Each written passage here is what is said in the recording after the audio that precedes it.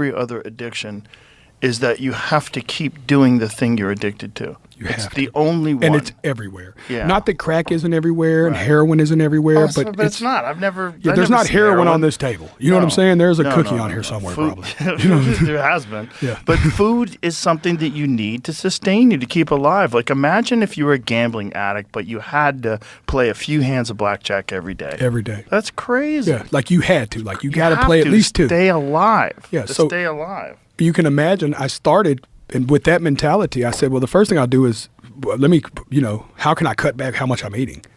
And less eating periods. But the first thing I did was started, every time I said I was going to lose the weight, Joe, I said I lied to myself.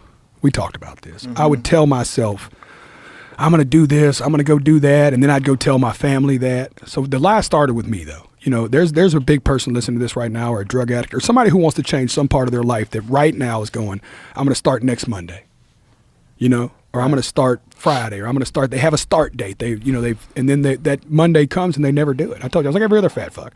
Even when I finally did it on Friday, I was like, Monday, I'm waking up and changing my life. And I was like, but I had an idea. I was like, I'm not cutting out food. I'm not dealing with nothing crazy. I'm going to do two small things first.